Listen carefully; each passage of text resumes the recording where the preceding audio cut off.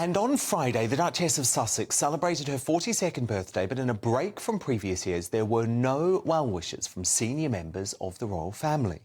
This coincided with reports that there has been, quote, no outreach to the Sussexes about marking the anniversary of the death of the late Queen on the 8th of September, despite Harry and Meghan being in Europe the following day for the Invictus Games.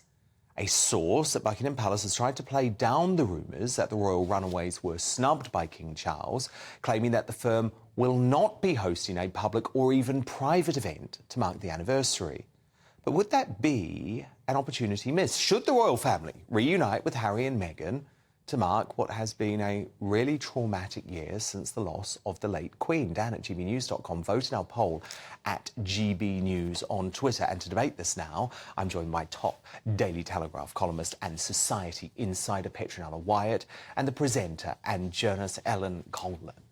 Now, Petronella, the royal family has been at pains to point out there isn't going to be any official gathering to mark the late Queen's anniversary or the anniversary of her death. However, we do know King Charles is going to be at Balmoral. There are going to be various members of the family who are popping in over that period. Given Harry and Meghan are so close in Europe, should they have been asked too?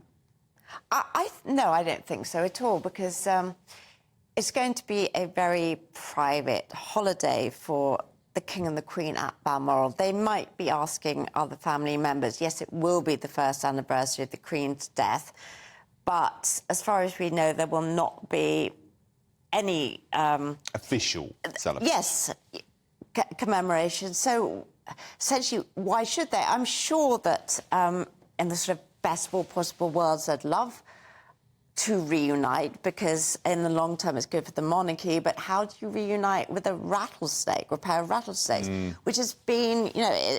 who are both out to bite you at any possible opportunity. Exactly, because they know from bitter experience that inviting the Sussexes to events can come back and bite you in the bottom. So I don't see why something that's very private should become a sort of Sussex circus. Everything now is a Sussex service, because they come with an enormous amount of baggage. So it's not just a risk of having your every remark repeated. It's the whole business with rows about security, everything being... They might even bring their own cameraman. So, they tried that before when the late Queen was alive. Exactly, so I wouldn't risk it in a million years. Ellen, do you think that relations between the royal family and Harry and Meghan, who I know you support, are deteriorating, given that first there's this apparent snub, then there was no recognition of Meghan's birthday party over the weekend on any of the royal social media accounts, which is something they have done before? I do, and I think that actually King Charles might have widened that rift, because the snub on Meghan's birthday, not tweeting happy birthday. Now, I know that the palace are basically saying because they're not working members of the royal family that they're not going to tweet happy birthdays anymore. But they did last year. And they weren't working members of the royal family last year. Exactly. And the only difference is the Queen has passed. So now this is... It's clear that it's King Charles's decision. Well, is it all-out war? Well, he's making his point very clear. Well, I'm not sure. I think... And don't they deserve that picture after the way they've behaved? Meghan couldn't even be bothered to turn up to his coronation. Why should she get a birthday wish from the King? Well, to be absolutely honest, we've no idea if somebody sent private well wishes for her birthday. I'd say pretty unlikely. Yeah, it is pretty unlikely. But I do think it's William who's more aggrieved than Charles. Yes. I think Charles would like nothing better than a reconciliation, but I think you've got two problems.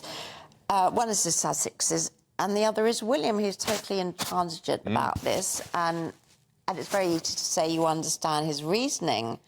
Oh, I do. Exactly. So what do you do? I mean, they are a family when it comes down to it. They're human beings. We're all fallible.